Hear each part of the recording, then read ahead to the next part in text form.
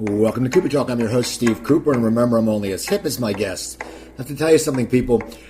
Today is just cracking me up. It started last night when I was doing some political, just my fun tweets. You know, as I was talking about the plagiarism, I was making fun of Scott Baio, because if my friends know.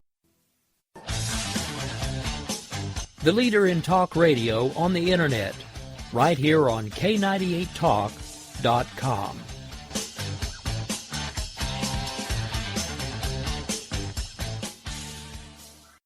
Is debt beating you down?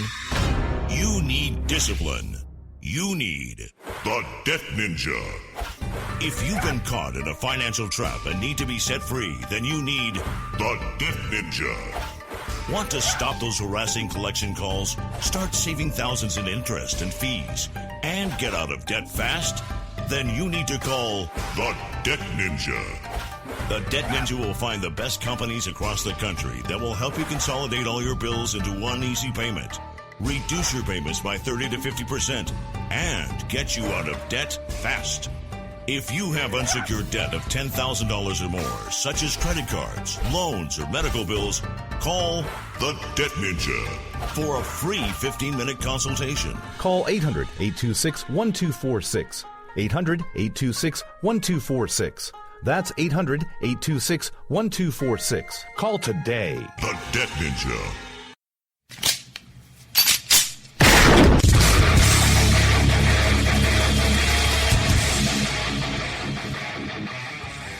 This is Slickery Trigger for Rebel Road Tactical.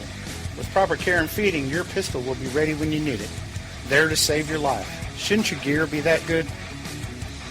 Whether you need a holster for comfortable everyday carry, or a tough-as-nails holster for your next training course, Rebel Road Tactical has what you need. Check us out on the web at rebelroadtactical.com.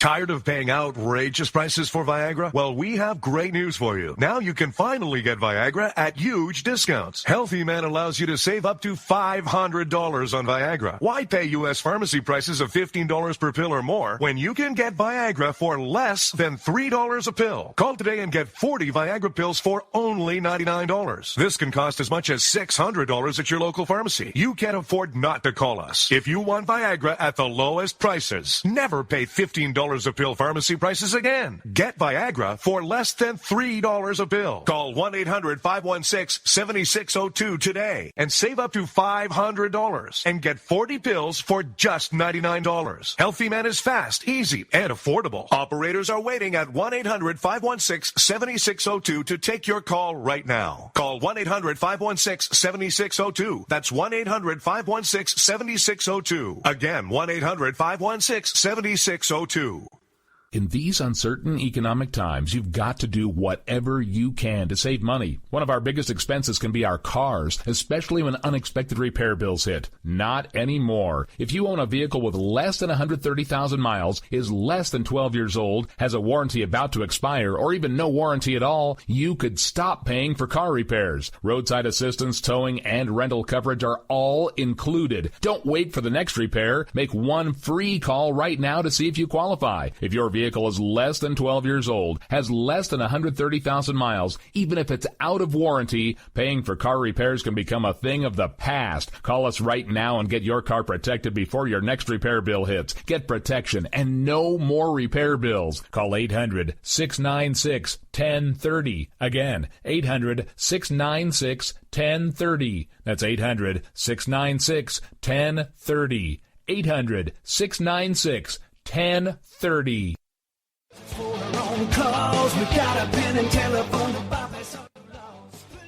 Alright folks, this is Rick Robinson with you. I want to tell you about some friends of mine from a company called Security Enforcement Specialists.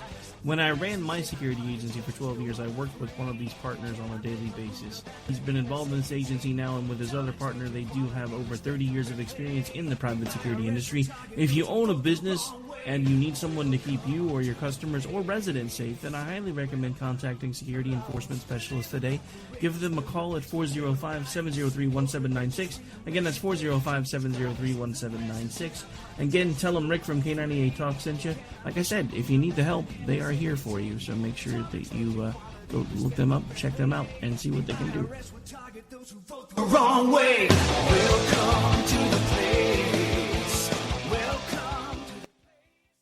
Individuals and businesses with tax problems, listen carefully. Do you feel like you're losing control over your finances? If you owe over $10,000 in back taxes or have unfiled tax returns, we can help you take back control. The IRS is the largest and most aggressive collection agency in the world, and they can seize your bank account, garnish your paycheck, close your business, and file criminal charges. Take control of your tax problems now by calling the experts at Tax Mediation Services and take advantage of the Fresh Start program and new laws that may allow us to negotiate a settlement for the lowest amount possible. Our team of tax attorneys and enrolled agents can stop collections and get you protected so you can take control of your financial future. Tax Mediation Services is accredited by the Better Business Bureau. Call now for a free case review and a price protection guaranteed quote. Call Tax Mediation Services now at 800-610-9050.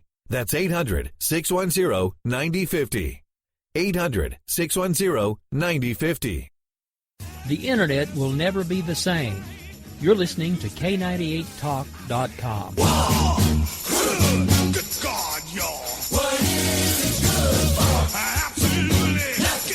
I mean, I'm a pop culture junkie, and I was sitting there going, who's speaking Friday, Willie Ames or Nicole Eggert, and just different stuff that was fun. And I put up a meme today, and I saw a picture of Scott Baio with his thumbs up, and I said, look, Scott Baio plagiarized Fonzie. Well, the funny thing about this is people get so incensed sometimes, and it makes you depressed because, that's what comedy is. Comedy is having fun. And if it's not meant to be mean, it's funny. And it's just amazing. I talked about it earlier. Every time I come back from an episode today, my Facebook page, because this thing I wrote about Trump, which was not a mean, I wasn't slamming him. It was just a conspiracy I had joking around. People are just like arguing, and it always cracks me up when people break into these little arguments and they yell and they get mean. And where I love the passion, I just laugh because it's just social media. Anyway, I met my guest on social media, but I've known of him. I mean, I knew him when he did comedy. I didn't know him personally, but I know him when he did comedy, and he still does comedy, and he acts, and he's been on tons of commercials. My guest is Tom McTeague. How you doing, Tom? I'm good. Thanks for having me. Yeah. Have you noticed that? I mean, I think you post nice stuff. You post, I know you were on vacation. You post some good pictures. I believe you went to see James Taylor. Now, you post stuff. Now, do you crack up when people just get so batshit crazy over comments that are a joke? Well, I appreciate the thought that I post nice stuff. I gotta give credit to restraint of pen and tongue on that, man. I get so jacked up when I read. Like I was reading the thread where people were getting pissed for you. I can't remember even what it was, but and I so want to type back, "Oh, you're a moron," pull your head out of your ass, and then I don't. There's been so many times that I've written these long screeds in response to somebody, and then right before I hit post, I go, fuck it.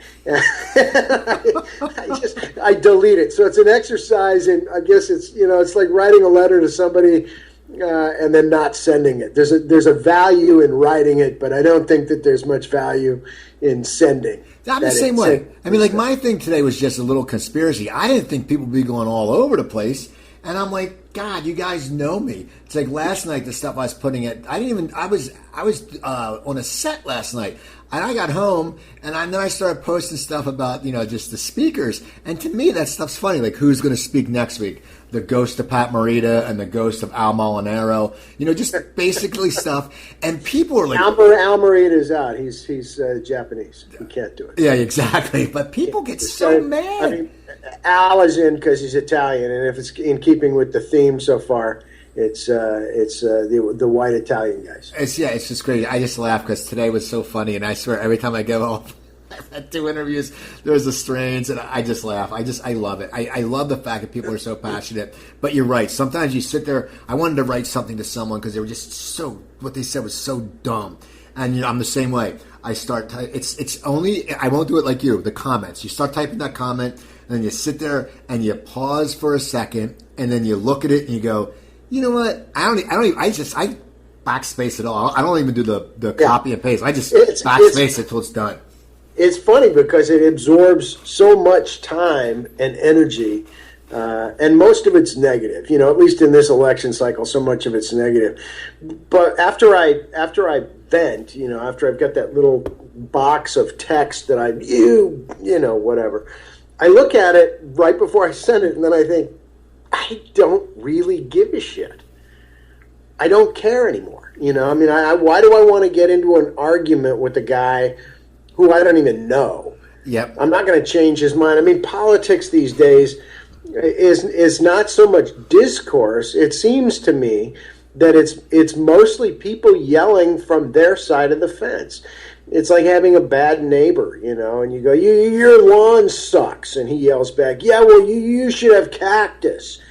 And you're like, I don't like cactus. And he's like, well, see, there you know, I mean, nobody's meeting in the middle or opening the gate or being a neighbor. Everybody's just yelling over the fence, and it's very time-consuming for a lot of people. It's become but sports.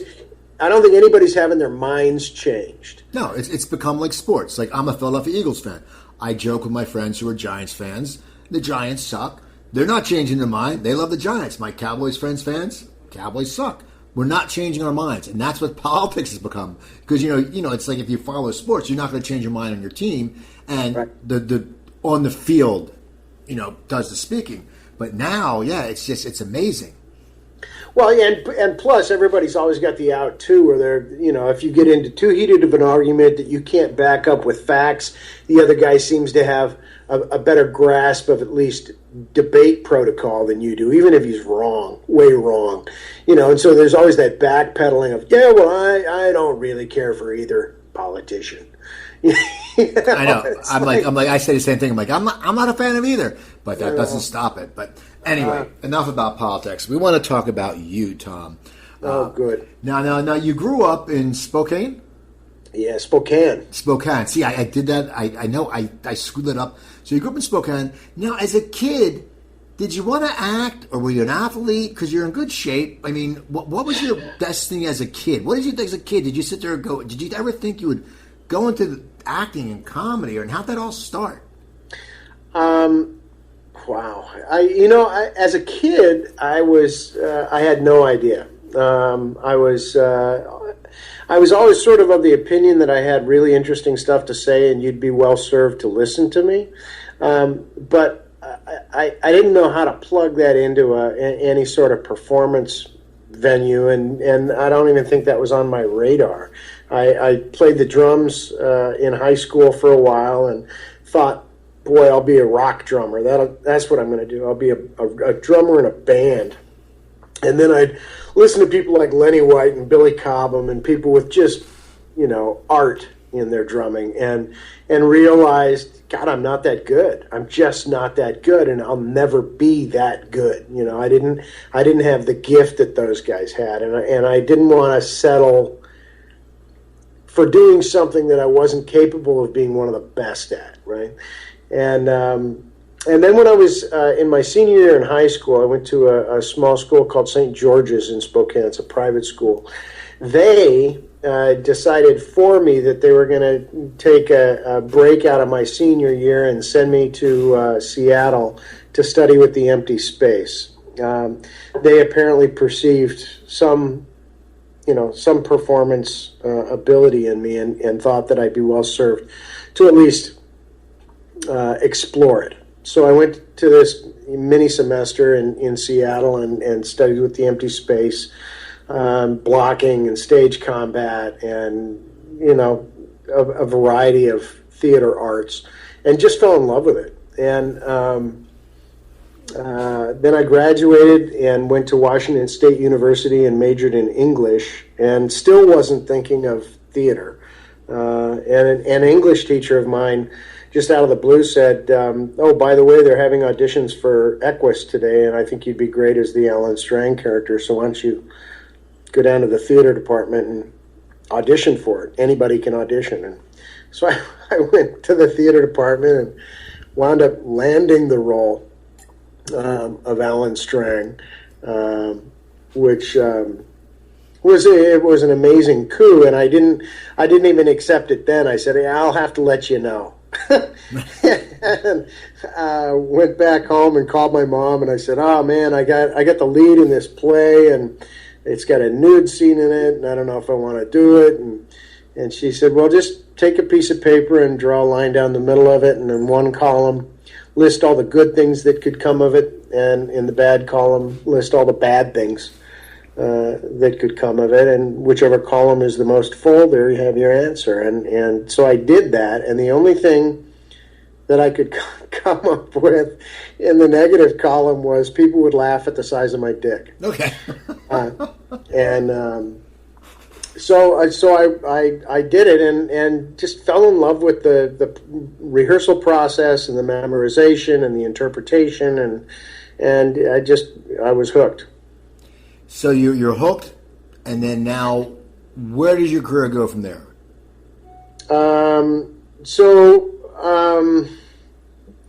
I did 2 years of undergraduate work at Washington State University. From the time I started performing, I really didn't spend any time anywhere except the theater department. Did a number of plays, and then decided at the end of my sophomore year that I really wanted to be a professional actor, and was going to drop out of college and move to New York and study theater there. And so my father, who was a very practical man, was just like, oh, Christ, oh, my kid. But my parents, my father gave me qualified support. My mother was unqualified in her support. And so I moved to New York and lived in a variety of hellish hovels, and went to school at the HB studio in Lower Manhattan there, and studied acting. And about a year and a half later, I became homesick and packed up from New York and moved back to a girl in Seattle. And that relationship promptly exploded. But at the same time, I was doing local theater in Seattle, and let's see, I got into stand-up in a really interesting way. I was working on a show called Bloody Jack, which is probably the worst theater production ever. Why? I mean, it was just ghastly. It was put together by a guy who was a prop builder for magicians, and he fancied himself a big magician too, and so he put this theater show together that was a magical musical farce. I don't know what the hell. It was just ghastly. And he rented out all these huge auditoriums up and down the West Coast and hired a cast, and I think spent his life savings putting this show together, and he had dreams that it was going to be a big national tour and go to Broadway. And I was hired on as one of the actors in that cast, and we went bankrupt in very short order. In Oakland, we played booked the Oakland Civic Auditorium, which is probably a 2,500 seat house. I mean, I don't know if that's an accurate count, but it's a big house. And we had a paying audience of 1. Oh wow! And the show went on. So we went bankrupt in Oakland, and there was another guy, Howie Kirsten, in the cast, and he was a funny guy. Now, let me backtrack for a minute. So I had become familiar with stand-up, but more as a groupie. I didn't have any aspirations to do it. It felt like a real stretch. But the relationship that I moved from New York back to Seattle for exploded on me, and I had a broken heart. And so as a way to mend my broken heart or to feel less bad, I discovered stand-up comedy rooms, and I'd go and I'd sit for an hour and a half and laugh and forget my troubles, and I just thought it was magical, and I fell in love with it, but not as a possibility for me, more as just medicine for my psyche. And so anyway, so I was familiar with comedians in the Seattle area and would hang around with them and pal around with them and try to have lunch with them and, pick their brains and just be a part of them because I thought it was so cool. And then when we did this show that went bankrupt in Oakland, one of the other guys was a very funny song parodyist. Just a funny guy named Howie Kirsten. He passed away about 3 or 4 years ago. And to keep the cast of this bankrupt show entertained while we were waiting for funds to arrive to get us back to Seattle, he would play piano and these funny songs in this terrible hotel that we were stuck at on the corner of Crack and Whore in Oakland.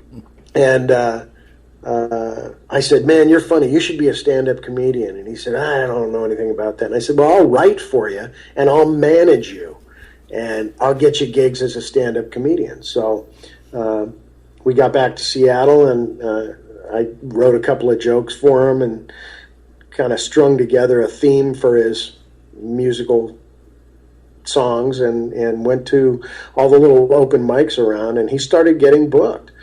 And there was a guy who was really mouthy in the Seattle area who said, you don't know anything about showbiz, kid. I know about showbiz. You don't know anything about showbiz. And he was a comedian. And I said, you suck. I'm funnier than you are. I'll prove it to you. I'll write 5 minutes for myself. And that obviously, from doing stand-up, proved harder. Right. Harder than I thought it was going to be. But I eventually... I think I did 6 or 8 open mics and just couldn't buy a laugh. It was just awful, and I quit. I just said, I can't do this. And then the day I quit, I wrote a joke about dogs and cats and the foods that they eat, and I thought, aha. And so I had to go back and try that joke, and I don't know, 5 minutes of dreck followed by a joke that made people laugh, and then I went, thank you, good night. And... built backwards from that one punchline. So then did you start hitting the scene a lot? Yeah, I found that I was pretty aggressive in terms of wanting to climb the hierarchy. And so I started doing a lot of open mics and this was 1981 maybe. So I was, there weren't a lot of comedians, I mean, now if you go to an open mic, there's 30, 40 people that sign up for 10 slots, I think, but back then, if you signed up for an open mic, if you were willing to wait around until 10 or 11 o'clock at night, you could get on. So I just went to the open mics and started doing them, and then somebody said, hey, I got a gig down in, I don't know, somewhere in South Seattle or Olympia, and pays $25, and I thought, wow, this is great. I'm being paid for it, and they were all in, the corner of bars. There was nothing. The Comedy Underground was in Seattle, but that was the big club, right? That's where, Gary Muledeer played, and Denny Johnston played, and Jerry Seinfeld played, and I wasn't in that group, so. You had to start at the little clubs, and then you got to open, maybe do an MC slot at the Comedy Underground, and so I did that, and I did whatever I could, and booked whatever I could, and kept writing, and kept a little recorder with me at all times, and a little notebook, and constantly trying to come up with premises and jokes and a personality, and I mean, comedy's interesting because you don't know it until you get it, right? And you start, at least I started out trying to construct a persona for stand-up when the reality is the most effective stand-up is your persona, right? Right. But I never thought that was enough. So, you start out as the guy who wears suits, or the guy who talks about dogs and cats, or the guy who whatever. And then eventually you kind of carve the fat away, and you're left with you and how you feel and what your perception of the world around you is. And that takes time. I think we all start out as comedians really fat, and I say fat meaning in terms of all the extraneous stuff that you place as a buffer between you and the audience and your ego, right? And then hopefully, you carve all those little things away, and what you're left with is a genuine and unique voice that is yours and nobody else's. So you're doing stand-up and you're in Seattle. Now, what brings you down to L.A.? Well, I never gave up acting, right? I was doing both sort of simultaneously, working smaller theaters in Seattle and auditioning when I could, and then doing stand-up and waiting tables. And then eventually I quit waiting tables and just did stand-up full-time, and always with the eye that I wanted to compete in the bigger leagues, right? So by that time, I'd probably been doing stand-up for about 5 years, and I was headlining in Seattle, and I was headlining in, the rooms in Canada, Vancouver and Victoria and Oregon, and some work down in San Francisco in the Bay Area, and then in 1986, I thought I was ready, at least competitive, and so I moved to Los Angeles. Just packed all my stuff in a car and drove down to Los Angeles and got a little apartment in Hollywood. Lived in Hollywood. Do you remember what street? June Street. Okay, I always wonder, because I said my first place was in Hollywood too, and it's funny. So you get down, and now where do you start doing? What do you start doing with your career once you get down here? Well, I had a lot of road work. There was, I don't even know if they're still around. I think there's one Punchline in Atlanta, but at that time, the Punchline had probably 6 or 7 rooms scattered throughout the South. I was doing all the John Fox gigs, so I was working the Punchline in San Francisco, Rooster Teeth in Sunnyvale.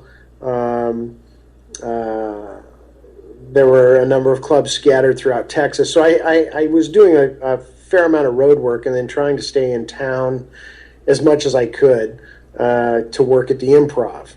So you audition for Bud, and eventually he gives you the nod and gives you late spots. And then if you did well, you got better and better spots. And I was working... who was I working with? Jeff Altman was headlining, and I was, I think, middling at the Punchline in Atlanta, the Sandy Springs room. I don't know if you ever worked that, but he said, "You got a good look about you. You should try getting into commercials." And I said, "Yeah, and I don't have an agent." And he said, "Well, I got an agent. I'm with William Morris. I'll put in a good word for you." So when we got back to L.A., he set up a meeting with his agent at William Morris, a woman by the name of Betty Fanning, who was a terrific agent and a hell of a nice lady. And she's married to Chuck McCann, who's been in show business forever. Yeah. So I went in and met with her, and she, I guess, decided that she wanted to try me out. And on the way home from that meeting, she set me up with an audition with Danny Goldman for some commercial for something, and I went in and didn't get the job, but Danny's feedback to her was strongly positive, and they signed me at William Morris. So, and then it took probably 2 or 3 months of auditioning around, and I think I got my first booked commercial was a Jack in the Box ad, and Jack in the Box was so happy with me, they hired me, I think, for 3 or 4 or 5 more other Jack in the Box ads.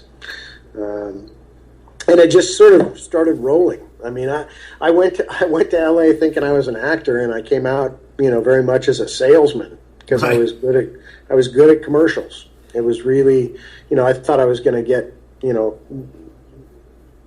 a series and movies, and it turned out I just had this really good knack for selling stuff naturally. So, were you getting acting work too? I know. On your IMDb, you were on an episode of Jake and the Fat Man. Was that one of your first? Yeah, I think that was either the first I think that was the first theatrical gig that I booked. I was with Gersh theatrically. I'd gotten, at some point, somebody noticed me, whether it was stand-up or doing a commercial that was a commercial that got noticed or something. And so ABC handed me a development deal. They had a plan to they didn't have any idea. They were just snagging talent and throwing them a small stipend and saying, if you do something this year, it's going to be with ABC because we're big fans. And so I'm trying to remember, what was I talking about? Anyway, I got the development deal with ABC, and I booked a couple of smaller parts on Jake and the Fat Man and a made-for-TV movie from Disney, and then that was it on that development deal. I mean, nothing really came of it with ABC, and so it was basically just auditioning. And every time there was a pilot that was being made off of a Tom Hanks movie, I wound up being the guy that was in front because I looked like Tom Hanks, right? So they were trying to turn Splash into a TV series and Big into a TV series, and I had a spectacular run of deals. You go in and you sign the deal memo before you audition. The test deals for TV series. And I think I had 27 test deals without a booking. Oh, man. Yeah, it was getting really nasty. And I think, Steve, I think I just wanted it so badly, that I was just I was a great auditioner until you signed your name on the dotted line that said, if we hire you, you're going to make $50,000 a week, And then I'd go into that room with those 5, 10, 12 people looking at me and have to do it right, and I couldn't. I'd fuck it up, So some of them, to be fair to myself, some of those parts weren't ever going to be my part to begin with, But probably a substantial number, I just choked in the audition. Now, how did Baywatch come along? It was just another audition, and I went out to a studio in Santa Monica. They had been with NBC. They left NBC because I guess NBC didn't pick them up, and then the Scotti brothers bought them for syndication, and so Parker Stevenson had left the show when it went off the air from NBC, and they needed somebody to replace. To be not replace Parker, but to be a new lifeguard character, and so I just went out to the audition, and I think I was in the right place at the right time, and they were looking for sort of a comedic relief lifeguard, which if you've ever seen Baywatch, they were thoroughly incapable of utilizing, but. Yeah, wound up booking that job and had a part on a humongously popular TV show for all of one season. Yeah, what was that like? I mean, were you getting recognized? Because people probably recognize you from all your commercials. No, I wasn't being recognized. Baywatch was a huge international hit, but it became a juggernaut after I left the series. So. When I left, Billy Warlock left, Erica Laniak left, and then they brought on Pam Anderson, and that's when it really, the first couple of years with Pam Anderson and the rest of the people that they brought on to replace the lifeguard cast that had left, that's when it really took off.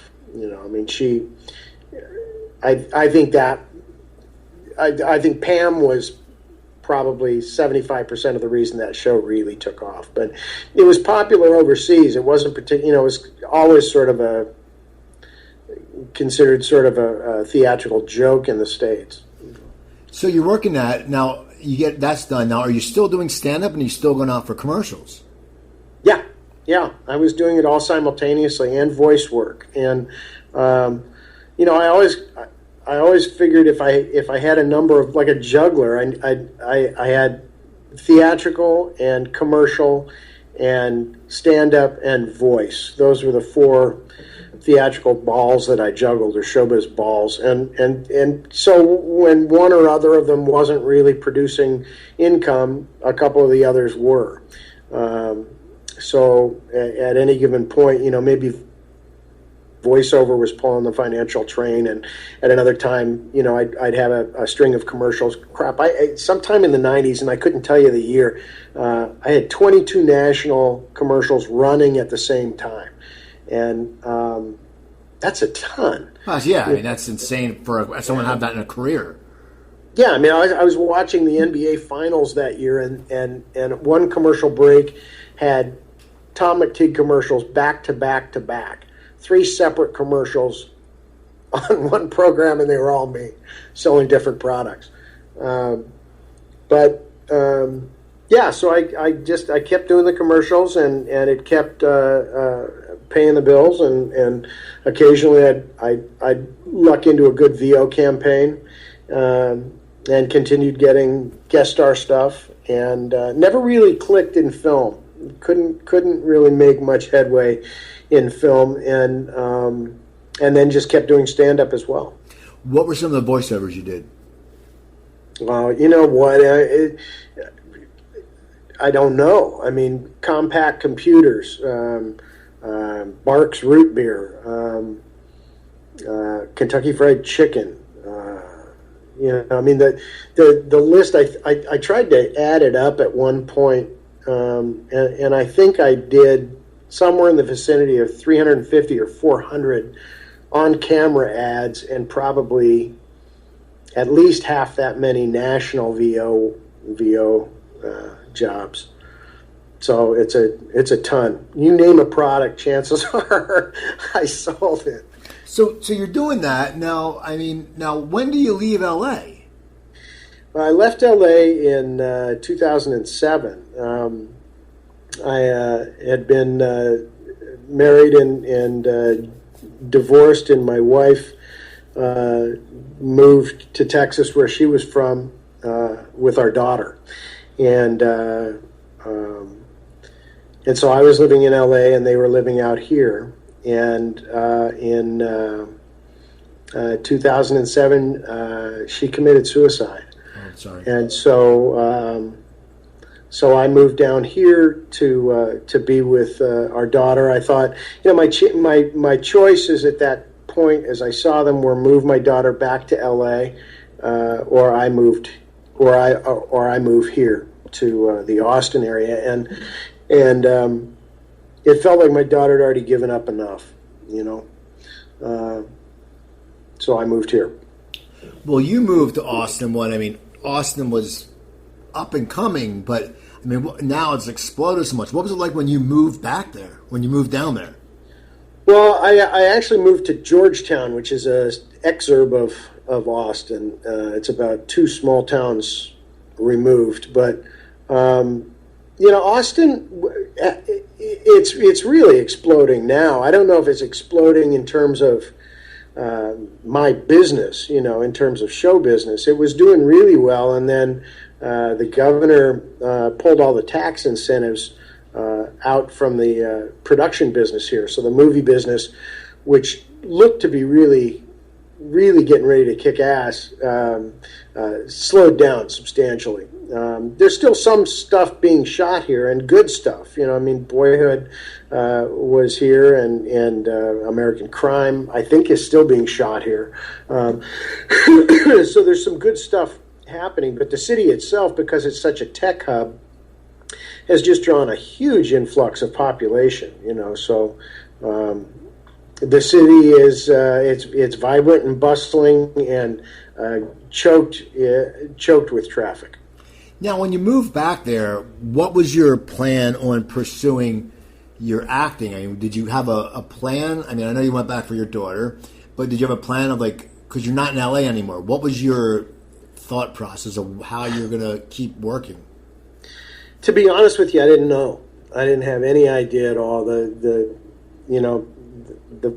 main thing in front of me was to try to stabilize my daughter's life, and I kind of thought it was over. I mean, that was aside from grieving the death of my ex. I think there was a big part of that transition for me that was grieving the death of my career, because I didn't believe that it was possible to pursue what I had been doing for so long here. You know, I mean, in LA, I was a pretty well-oiled machine. You know, I mean, my agents were absolutely great, and my reputation was intact, and I could work in any of the clubs that I wanted to and did. And here I was an unknown commodity, and I really thought it was totally over.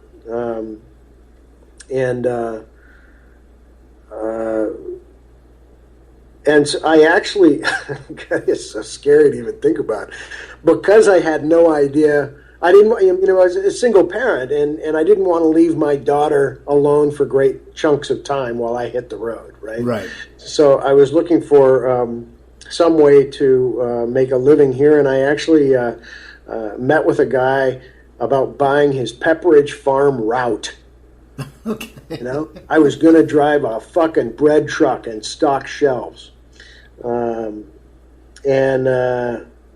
It was pretty soul crushing. I mean, it was a rough time. There was a big chunk of time. There's probably 18 months from the time. I mean, you get that phone call and you get on a plane, and that was the last I lived in LA. I mean, it was an overnight thing, right?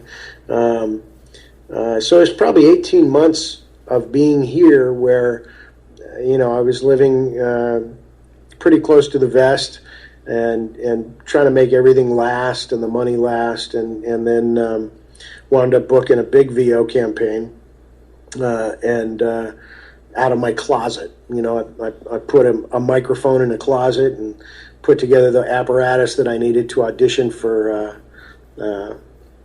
voice work, and was fortunate enough to book a Whopper, and so that helped. And then because I didn't have to go out of town as much, I was able to go out of town about halftime, and started doing more ships, you know, working on cruise ships, and then auditioning here when it was available, and then being a full-time dad. Now, what's the ship process like? It seems, I know so many people who are on ships now, and it's just, is it you do one show? I mean, what is it? What is the life of a ship comic? I mean, there's so many different cruise lines now. I see people, you know, going over, you know, out to Iceland, all these places. What cruise lines do you work for, and what does it entail to be a cruise comic? How much time do you have to do? How many shows do you have? I work primarily for Royal Caribbean and Princess now, and I probably do 15 weeks a year, something like that. And you fly into the port overnight at a hotel, wherever that is, and then you join the ship, and you get on, and depending upon the cruise line, Royal Caribbean generally wants a 45-minute or a 30-minute family-friendly show, and then another 30 to 40-minute late adult show. So, you know, they want about an hour's worth of material, maybe an hour and 15, including the adult set. Princess doesn't have a late adult show generally, so they want everything family-friendly, and they want, and it varies. Christ, I don't know from week to week what they're going to ask for, but you generally need to be prepared with about probably 75 minutes of family-friendly material that'll work for a wide, diverse crowd, and then you deliver that anywhere from, you know, you'll do one show and 2 or 3 seatings of that one show, and then 2 days later a new show and 2 or 3 seatings of that show. So 6 performances a week, something like that. Now, has your writing style changed since, you know, you started back in LA, and then also because you have to do the family friendly and different stuff like that, does it really make you concentrate on writing different sets? Well, that's a stretch. For me anyway. I'm not a very PC guy, so having an hour and 15 minutes of unoffensive family material or presumably unoffensive material is a lot. It's a lot of time. So when I was making the transition from being a club act to doing ships, I tried to rework as many of the jokes as I had already into a less offensive format, right? So if it was a language, if the language was offensive, I tried to find more creative ways to use language to express the same thing. My act, as far as ship acts go, my act really toes the line. But I get away with a lot because I'm such a charming little shit. So you win the crowd over, and then you can do what you want. But yeah, I think my writing style is probably matured somewhat. I mean, I don't know if it's changed. The things that make me laugh still make me laugh. But you're pointing them towards somebody who's, on one end maybe 75 or even older, and on a younger end who's 4, right, as opposed to that hip 20-something crowd. So you've really, it's a different animal. Ships is just it's a different animal. It's still comedy and it's still really fun, but there was a learning curve involved in getting my feet underneath me in that venue. Now, when you're not on the ship, are you doing comedy around Austin? What is it the Velveeta Room? Is that the club there, or is? No, I'm not. As I said, I moved here under duress, and nobody knew who I was, and I think I called Rich Miller, who books the Cap Cities Club, which is the main club here, and I said, this thing has happened, and I now live about 20 minutes from your club, and boy, if you got anything, I don't know how I'm going to make a living. If you got anything, I'm happy to step in and co-headline, middle, whatever, but I need work. And Rich was a spectacular dick and said, yeah, I don't see it, Tom. I just don't, it was just appalling. And so I thought, fuck it, I'm not even going to try. That's the main room here, and I thought that he was so lacking in compassion that I decided I wasn't going to spend any of the time that I had home doing work here, so I didn't. Now, the acting career, you're still acting. Now, there is productions. How did you get back into that? Did you have to get a new agent, or did you have your old agent's call, or how did you get into the whole acting world? No, I had an agent here, and I still have an agent, but it's a different agent, who was the agency involved in the voiceover work and Boyhood, and then have a new agent now that is a much better agent, smaller agency, and I've been doing more episodic stuff for them. But Boyhood was just one of those things about being in the right place at the right time. It fit in the middle of my travel schedule, where I went in and met with the director and Richard Linklater is a phenomenally talented guy, and I wasn't, unfortunately not particularly aware of his work. I remember Dazed and Confused, but I didn't really know what this project was, and I knew from my agents that they'd been filming it for 7 years. And I thought, oh Christ, this is somebody's vanity project that's never going to see the light of day. God, they've been filming it for 7 years. What shot does this have at being anything, So I went in with absolutely zero pressure on myself, and met with him and Eller, who played the boy, and we improv'd, and Rick liked my work and booked me.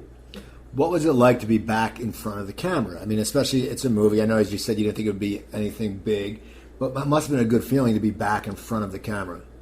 It's always rewarding, being able to being an actor is a little bit of an exercise in frustration, because so much of the time all you're doing is looking for work. Whenever you get work, it's terrifically rewarding, and then to find yourself in a project, which, honest to God, I mean, I shot the thing and forgot about it because it was such a small budget thing, and I couldn't imagine. You didn't go into it and they said, here's the 7 years we've already shot, here's the 6 more years we're going to shoot once you're done.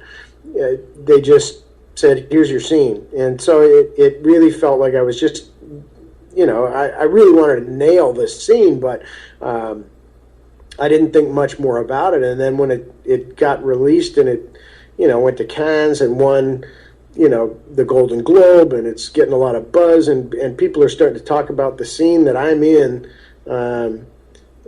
articles about the movie. And I was like, what? What is this? And then it started getting Oscar buzz, and the rest is history. It was a hell of a good movie. Did you also show up in the scene at the party? No. Okay, no. You don't want to see. Okay, so now you're doing that now. Now also you were in The Descendants. I wasn't in The Descendants. That's a great question. But my name is in the title, or in the Descendants, because I have a second cousin whose name is Tom McTeague, and under SAG rules, if you're going to list yourself as Tom McTeague, that's me. And he didn't go as Thomas or Tommy, he went as Tom McTeague, so that shows up on my IMDb, but wasn't in the film. See, that's screwed up. You gotta get that off there.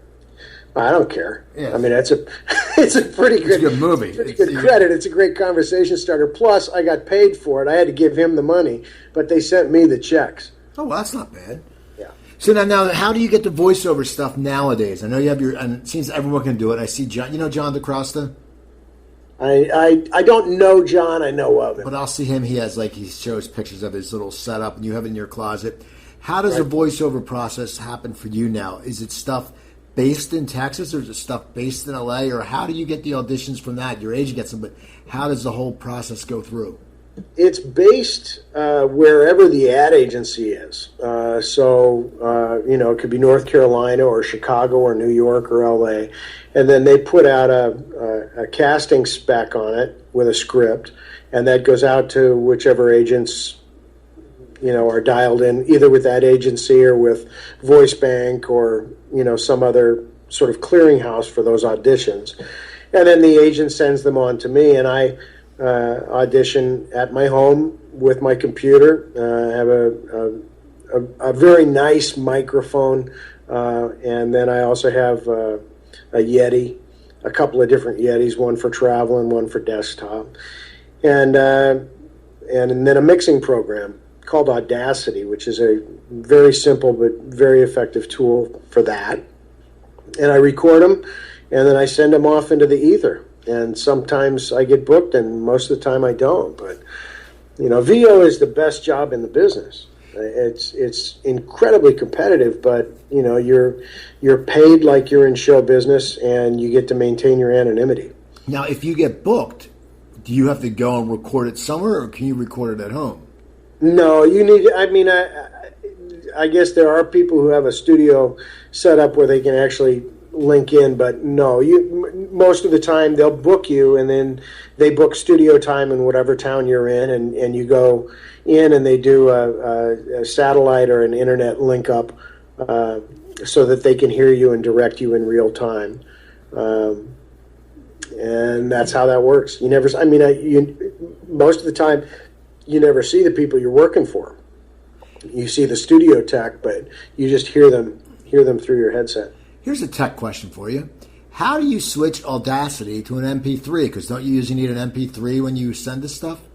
I use a program called Switch, which is a free shareware program, and it's very effective. And you just drag.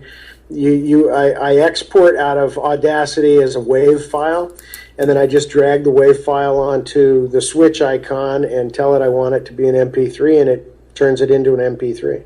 See, that's good. That's because my thing reports an MP3, but then I screwed something up a few weeks ago. I had to get someone to transform it, and they put it into a WAV, and the WAV file was so big I couldn't upload it to my site. So luckily, I had a guy who took care of it because I was on his podcast, and he did it in a second. I don't know if there's a size constraint for Switch. I don't think there is. I mean, yeah, just look for Switch on the internet and download it and give it a shot, because I found it to be super, super simple and very effective. Now, how do you enjoy working on the cruises? Like, what do you do with your downtime? Because it seems like you have said 6 shows, you're there for a week. I know you get to see a lot of beautiful places, but does it get old after a while? And oh, sure. And do you miss the comedy club feel? I mean, there's a certain feel of a comedy club. I mean, did you ever sit there and you miss that? Some.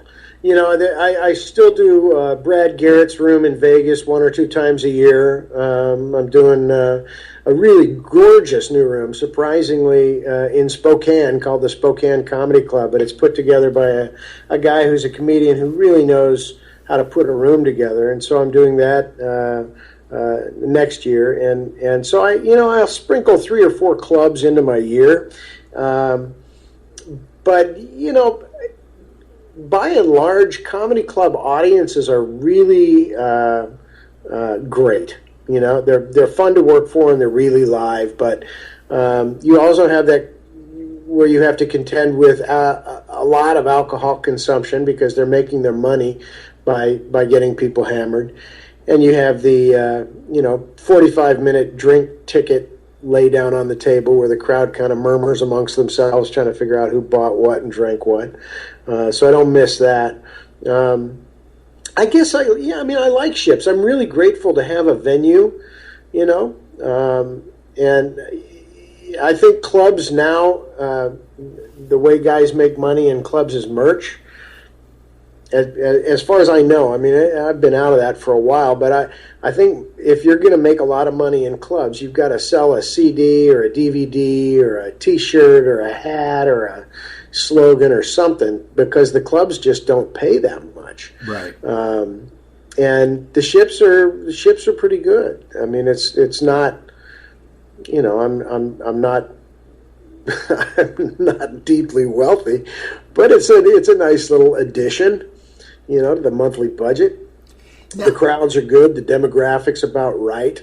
Yeah, what's it like though when you're on the boat the whole time with the crowd? Like if you get a heckler and then you see them. I mean, it's like being in the lobby of a comedy club for a week. Okay.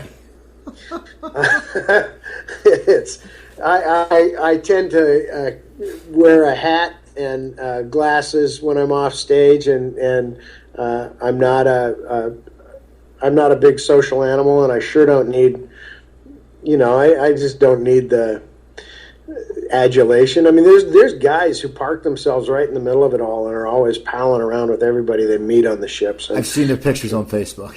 Yeah, and that's not me. So I'll do the shows and go back to my cabin, and I'll go to the gym. I'll read. I read voraciously when I'm on ships. So I catch up with all the books that I haven't read. And if I'm going someplace interesting, I try to see the sights.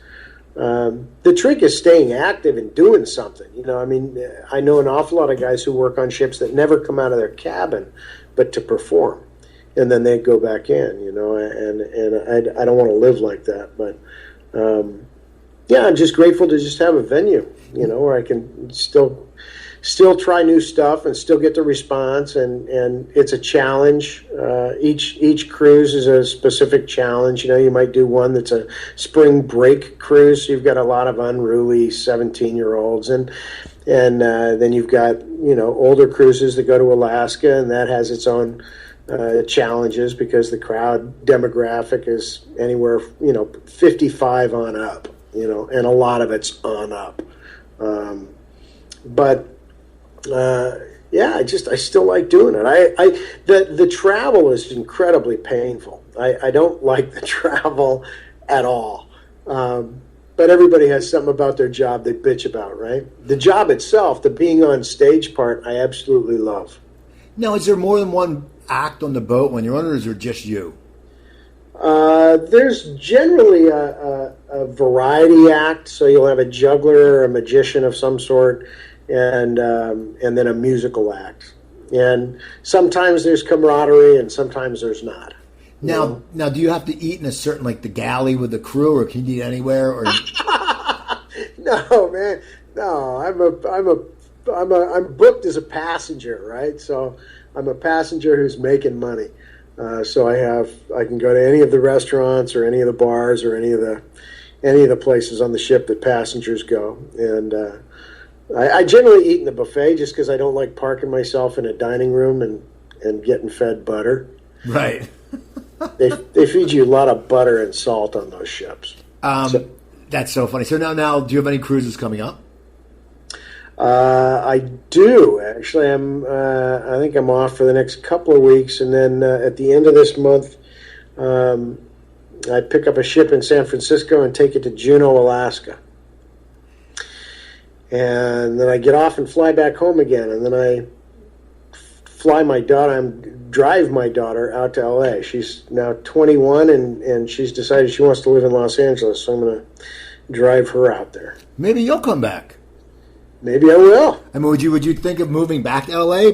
I mean, you still have you have a good resume. I mean, you don't lose the voiceover stuff. You still have a good look for commercials. You should think about it.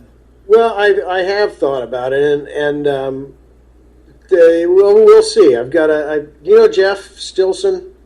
He was on my show, yeah, but he was living in Australia. Now he lives here. Yeah, he's got a place there, and he's kindly offered his guest house if I want to come out and take another shot at it, and we'll see. I mean, I'm really content with how quiet my life is now. Where I was really worried when I left LA that it was the end of everything. I found that if you do good work, people find you no matter where you are, and with the internet, I can do VO from wherever I am. And it's just kind of a nice, quiet life without having to drive out to Santa Monica to go, hey, buy the gum, or try to impress a 20-something, studio exec. But who knows? Stranger things have happened. I'm still capable and still interested. Do you ever think of doing like cartoon voices or anything like that, or that kind of stuff? No, I used to have this running joke with some friends of mine. I'd walk into my VO agent at William Morris and say, "Hey, Tim, I got a new voice. It's the Angry Squirrel. What do you think?" And every time it was something else. I'm the befuddled platypus, and because he was always in charge of animation and he never gave me any animation shots. But the VO work that I get is by and large, it's my voice, right? And there are various there's various incarnations of my voice, but for the most part, when people hire me to do VO work, it's because they're hiring my voice and not an angry squirrel. Well, that's good, man. We got to wrap up soon. How do you know Larry Poindexter? Larry and I were audition mates. We auditioned for all the same stuff for years and years and years. And I thrill now whenever I get to watch TV and see my stable mates doing good work out there. And Larry's one of those guys who, he certainly held on to his good looks. He's taken good care of himself, and he's worked really consistently for the past 35 years. He's a quality guy. Was Starzyk one of those guys too? Who? David Starzyk. You don't know him. No, the name sounds familiar. It's always like Larry and Starzyk and Spencer Garrett. There's like that whole group of people. It's so funny. Yeah, it's really fun to watch these guys. I'll turn on the tube and get to catch them on whatever show I'm watching, and it always makes me excited for them. And I'm glad to see they're still being hired. It's good at this old age. I want to thank you for coming on, Tom. I'm glad we could do this. I know I talked to you a while ago, and then I lose tracks. Things gets busy. Now, do you tweet? Really poorly. Last time I tweeted, I think my daughter went through my Twitter feed and went, "This is stupid. That sucks. Why would you tweet that?" What's your Twitter name? I think it's Tom McTeague, isn't it? I guess. I don't know. I'm going to go find you. But so you tweet and then you're on Facebook. So, and people, do you have a website? TomMcTeague.com. Okay, so people go check out Tom. And if you're going on the cruises, hope you're getting on a cruise with Tom. And so follow him on Twitter, even though he tweets badly. I would love. I think I've got 37 Twitter followers, but I swear to God, if a bunch of people listen to this and they want to follow me on Twitter, I swear to God, I'll start tweeting. I'm going to go on Facebook and get your Twitters and people. So follow him. Follow me on Twitter. I'm at Cooper Talk. Go to my website, coopertalk.net. I have over 530 episodes. Email me, Cooper at coopertalk.net. I'll get back to you. Facebook, Steve Cooper. There's also Cooper Talk Radio. I really don't post on Cooper Talk Radio. Words with Friends, because I love playing people, is to all do that. And that's Cooper Talk 1. Same with Instagram. So keep following me. Keep following Tom. This has been a fun day. So you guys, I'm going to be hanging out. Follow Tom on Twitter. Follow me on Twitter. Go to my website, stopthesalt.com, to buy my cookbook. And that's about it. I'm Steve Cooper. I'm only as hip as my guests. Don't forget, drink your water, eat your vegetables, take your vitamins, and I will talk to you guys next week.